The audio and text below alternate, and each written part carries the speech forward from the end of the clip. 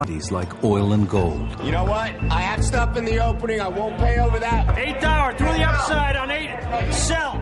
And just as Adam Smith suggested, traders here compete fiercely to make as much money as possible for their clients and themselves. You want to win, and it's the competitive nature of all of us that drives us to push harder and harder each day. You know, as the room gets busier and busier and the noise starts to elevate, if I'm sitting here and I'm not that active, and I see somebody next to me who's busier than I am, it gets me going. That's your favorite total number if you would. Hey, Tommy, the 38,000 guy added 50, so... Why does it matter what happens in places like this? Most of us use financial products like mortgages or mutual funds. The firms that sell us these products take our money and invest it to make more money in the financial markets.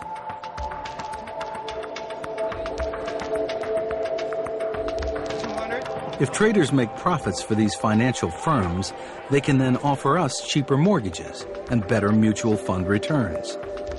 The result, a matrix of money that connects us all.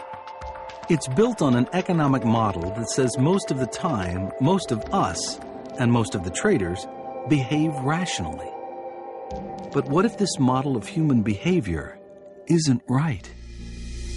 Stocks shot higher, giving the Dow its best day in 2005, rational economics, it seems, has delivered.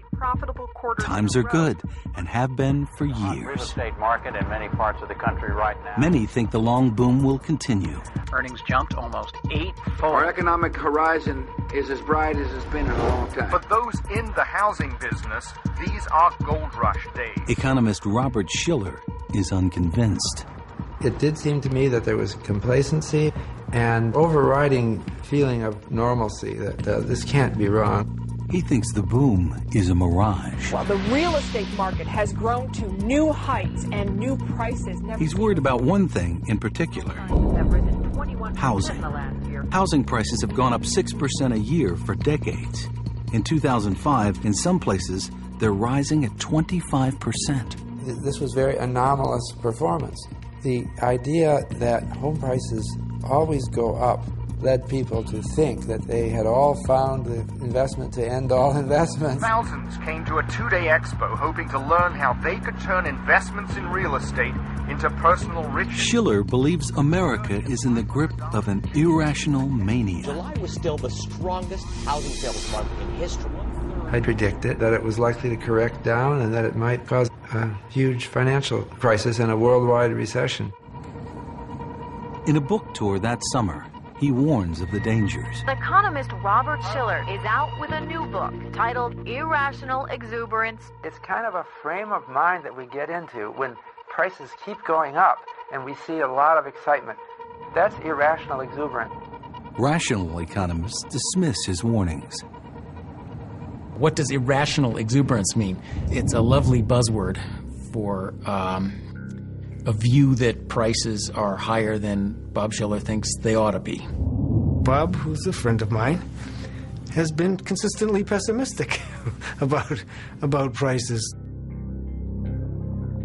The debate about whether rising house prices are the result of a mania or rational calculation intensifies. Or the individual household was not being irrational. They were getting low down payments, low interest rates, so it was a rational decision to make, particularly when they expected prices to continue to rise over time. Financial institutions share the conviction that house prices will continue to rise. They offer mortgage deals never seen before. And the country's top financial officials are optimistic.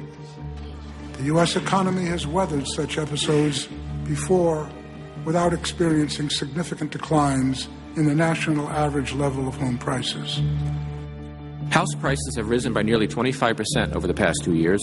At a national level, these price increases largely reflect strong economic fundamentals.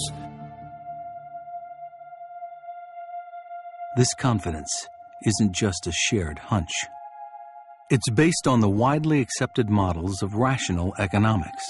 Basically, you'd build the models assuming people were like these calculators who would look at the range of possible outcomes and the risks and balance it all out. In 2005, the economic models assume consumers will make careful calculations about their mortgages.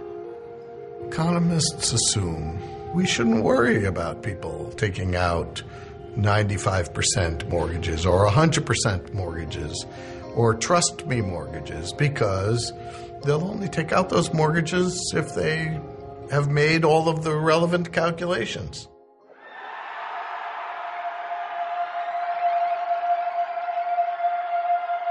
Instead, as housing prices soar, many consumers take out mortgages they cannot afford and assume debt based on the rising value of their homes. So why might so many people be willing to take on so much risk? At Stanford University, researchers stumble on a possible answer. Their research at first has nothing to do with money. It isn't even being conducted by economists. Psychologists are using powerful brain scanners to explore the mysteries of the human mind, especially emotion. I started looking in the brain because I was interested in emotion, and I was convinced there must be something in there that could give us a handle on emotion. Psychologist Brian Knudsen wants to know how emotions affect one of the oldest parts of our brain that evolved so long ago we share it with many creatures, even lizards. In general, the lower the area of the brain, the farther back it goes in evolution, right? So we humans still have these subcortical areas deep in the brain that are ancient. This part of the brain is called the nucleus accumbens, and it gets triggered by the most primal human needs. From the standpoint of survival, it makes a lot of sense that natural rewards like food and sex and so forth would activate this circuit that makes you go out and get those rewards. This part of the brain plays a crucial role in drug addiction. Out of curiosity, Knudsen tries to find things that excite it as much as the prospect of sex and drugs. So he asks people to imagine they are about to receive some money. Once we started using money, we found very reliable activation in these emotional circuits. This suggests that it's not just sex, it's not just drugs, it's not just food that activates these circuits. Money also activates these circuits, and it does so very powerfully. Could the fact that an ancient part of our brain gets excited by money explain some of the frenzied behavior by financial traders and consumers during the housing boom?